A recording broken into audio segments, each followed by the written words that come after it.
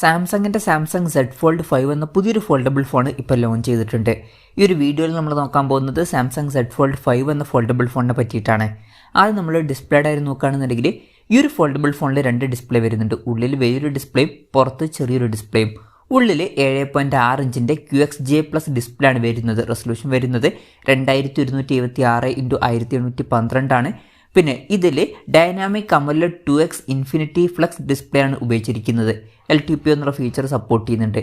12.6:18 എന്നുള്ള ആസ്പെക്ട് റേഷ്യോയിലാണ് ഈ ഒരു ഡിസ്പ്ലേ വരുന്നത്. പിന്നെ ഈ ഒരു ഡിസ്പ്ലേയിൽ 120 ഹെർട്സിൻ്റെ റിഫ്രഷ് റേറ്റ് ഒക്കെ സപ്പോർട്ട് ചെയ്യുന്നുണ്ട്.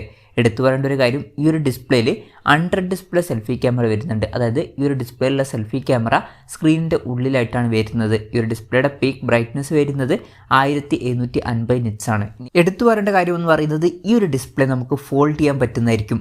ഇനി രണ്ടാമത്തെ ഡിസ്പ്ലേയുടെ കാര്യം പറയുകയാണെന്നുണ്ടെങ്കിൽ ഇത് ഫോൾഡ് ചെയ്യാൻ പറ്റിയിട്ടുള്ള ഡിസ്പ്ലേ അല്ല, ഇത് പുറത്ത് വരുന്നൊരു ഡിസ്പ്ലേ ആണ്. ഇതിൽ 6.2 ഇഞ്ചിൻ്റെ ഫുൾ HD+ ഡിസ്പ്ലേ ആണ് കൊടുത്തിരിക്കുന്നത്. ഡൈനാമിക് അമോലെഡ് 2x ഡിസ്പ്ലേ ആണ് ഇതിൽ ഉപയോഗിച്ചിരിക്കുന്നത്. പിന്നെ 120 ഹെർട്സിൻ്റെ റിഫ്രഷ് റേറ്റ് ഒക്കെ ഇതിൽ സപ്പോർട്ട് ചെയ്യുന്നുണ്ട്. റിഫ്രഷ് റേറ്റ് 40 ഹെർട്സിൻ്റെയും 120 ഹെർട്സിൻ്റെയും ഇടയിലായിട്ട് നമുക്ക് അഡ്ജസ്റ്റ് ചെയ്യാൻ കഴിയുന്നതായിരിക്കും. ഇതിൻ്റെ റെസൊല്യൂഷൻ വരുന്നത് 2316x904 ആണ്. 23.1:9 എന്നുള്ള ആസ്പെക്ട് റേഷ്യോയിലാണ് ഈ ഒരു ഡിസ്പ്ലേ വരുന്നത്. ഈ ഒരു ഡിസ്പ്ലേയുടെ ഫ്രണ്ടിൽ ഗൊറില്ല ഗ്ലാസ് വിക്ടസ് 2ൻ്റെ പ്രൊട്ടക്ഷനും കാര്യങ്ങളൊക്കെ വരുന്നുണ്ട്. അപ്പോൾ ഡിസ്പ്ലേ ഫീച്ചേഴ്സ് മൊത്തത്തിൽ നോക്കുകയാണെന്നുണ്ടെങ്കിൽ ഈ 2 ഡിസ്പ്ലേയിലും അത്യാവശ്യം നല്ല ഡിസ്പ്ലേ ഫീച്ചേഴ്സൊക്കെ വരുന്നുണ്ട് എന്ന് തന്നെ പറയാവുന്നതാണ്. പിന്നെ സൈഡ് മൗണ്ടഡ് ഫിംഗർ പ്രിൻറ്റ് സെൻസറൊക്കെ ഇതിൽ കൊടുത്തിട്ടുണ്ട്. ഈ ഒരു ഫോണിൻ്റെ വെയിറ്റ് വരുന്നത് 253 ഗ്രാമാണ്. പിന്നെ ഓപ്പൺ ചെയ്ത് വെക്കുന്ന സമയത്ത് തിക്നെസ് വരുന്നത് 6.1 mm ആണ്. ക്ലോസ് ചെയ്ത് വെക്കുന്ന സമയത്ത് തിക്നെസ് വരുന്നത് 13.4 mm ആണ്. ആർമർ അലൂമിനിയം ഫ്രെയിമും കാര്യങ്ങളൊക്കെയാണ് ഈ ഫോണിൽ കൊടുത്തിരിക്കുന്നത്. ഫോണിൻ്റെ ബാക്കിൽ ഗൊറില്ല ഗ്ലാസ് വിക്ടസ് 2ൻ്റെ പ്രൊട്ടക്ഷൻ കാര്യങ്ങളൊക്കെ വരുന്നുണ്ട്. IPX8 റേറ്റിംഗ് ഇതിൽ സപ്പോർട്ട് ചെയ്യുന്നുണ്ട്. പിന്നെ ഈ ഫോണിൻ്റെ blue, grey, cream, icy blue, പിന്നെ ഫാൻറ്റം ബ്ലാക്ക് എന്നീ കളർ വേരിയൻസ് ആണ് ഇപ്പോൾ ലോഞ്ച് ചെയ്തിരിക്കുന്നത്. ഇനി പ്രോസസ്സറിൻ്റെ കാര്യം പറയുകയാണെന്നുണ്ടെങ്കിൽ സ്നാപ്ഡ്രാഗൺ 8 Gen 2 എന്ന പ്രോസസ്സർ ഇതിൽ കൊടുത്തിട്ടുണ്ട്. കസ്റ്റമൈസ് ചെയ്തിട്ടുള്ള ഒരു വെർഷനാണ് ഇതിൽ വരുന്നത്. എന്തായാലും വളരെ മികച്ച പെർഫോമൻസും കാര്യങ്ങളൊക്കെ ഈ ഒരു ഫോൾഡബിൾ ഫോണിൽ വരുന്നതായിരിക്കും. പിന്നെ 5G സപ്പോർട്ടും കാര്യങ്ങളൊക്കെ ഇതിൽ വരുന്നുണ്ട്. ഈ ഒരു ഫോണിൻ്റെ ബേസ് വേരിയൻറ്റിൽ 12 GB റാമും 256 GB ഇൻറ്റേർണലുമാണ് വരുന്നത്. 12 GB റാമും 512 GB ഇൻറ്റേർണലുമായിട്ട് വരുന്ന ഒരു വെർഷനും 12 GB റാമും 1 TB ഇൻറ്റേർണലുമായിട്ട് വരുന്ന ഒരു വെർഷനും വരുന്നുണ്ട്. LPDDR5Xൻ്റെ റാമും UFS 4.0 സ്റ്റോറേജ് ടൈപ്പ് ഒക്കെ ഇതിൽ കൊടുത്തിട്ടുണ്ട്. NFC എന്നുള്ള ഫീച്ചർ സപ്പോർട്ട് ചെയ്യുന്നുണ്ട്. 3.5 mm ഓഡിയോ ജാക്കും അതുപോലെ തന്നെ മെമ്മറി കാർഡ് സ്ലോട്ടൊന്നും ഇതിൽ കൊടുത്തിട്ടില്ല. സ്റ്റീരിയോ സ്പീക്കേഴ്സ് ഈ ഫോണിൽ വരുന്നുണ്ട്. Android 13 ബേസ് ആയിട്ടുള്ള 1 year സോഫ്റ്റ്വെയർ ആണ് ഈ ഫോണിൽ കൊടുത്തിരിക്കുന്നത്. ഇതിൽ 4 കൊല്ലത്തെ OS അപ്ഡേറ്റും കാര്യങ്ങളൊക്കെ ലഭിക്കുന്നതായിരിക്കും. ക്യാമറയുടെ കാര്യം പറയുകയാണെന്നുണ്ടെങ്കിൽ ഫോണിൻ്റെ പിന്നിൽ ട്രിപ്പിൾ ക്യാമറ സെറ്റപ്പ് കൊടുത്തിട്ടുണ്ട്. 50 മെഗാപിക്സലിൻ്റെ f1.8 അപ്പേഴ്സിൽ വരുന്ന മെയിൻ ക്യാമറ സെൻസറാണ് ഈ ഫോണിൽ വരുന്നത്. ഇതിൽ OS എന്നുള്ള ഫീച്ചർ സപ്പോർട്ട് ചെയ്യുന്നുണ്ട്.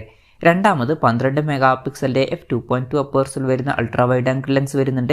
മൂന്നാമത് 10 മെഗാപിക്സലിൻ്റെ f2.4 അപ്പേഴ്സിൽ വരുന്ന ടെലിഫോട്ടോ ലെൻസും വരുന്നുണ്ട്. ഇതിലും OS എന്നുള്ള ഫീച്ചർ സപ്പോർട്ട് ചെയ്യുന്നുണ്ട്. ഇനി സെൽഫി ക്യാമറയുടെ കാര്യം പറയുകയാണെന്നുണ്ടെങ്കിൽ 2 ഡിസ്പ്ലേയിലും ഓരോരോ സെൽഫി ക്യാമറ വരുന്നുണ്ട്. പുറത്തുള്ള ഡിസ്പ്ലേയിൽ 10 മെഗാപിക്സലിൻ്റെ f2.2 അപ്പേഴ്സിൽ വരുന്ന സെൽഫി ക്യാമറ ആണ് വരുന്നത്. ഉള്ളിലുള്ള ഡിസ്പ്ലേയിൽ 4 മെഗാപിക്സലിൻ്റെ f1.8 അപ്പേഴ്സിൽ വരുന്ന സെൽഫി ക്യാമറയാണ് കൊടുത്തിരിക്കുന്നത്. നമ്മൾ നേരത്തെ പറഞ്ഞു ഇത് അണ്ടർ ഡിസ്പ്ലേ സെൽഫി ക്യാമറയാണ്. ഇനി ബാറ്ററിയുടെ കാര്യം പറയുകയാണെന്നുണ്ടെങ്കിൽ 4400 mAh ബാറ്ററി ഇതിൽ കൊടുത്തിട്ടുണ്ട്. 25 വാട്ടിൻ്റെ ഫാസ്റ്റ് ചാർജ് സപ്പോർട്ട് ചെയ്യുന്നുണ്ട്. 15 വാട്ടിൻ്റെ വയർലെസ് ചാർജിങ് സപ്പോർട്ടും ഇതിൽ കൊടുത്തിട്ടുണ്ട്.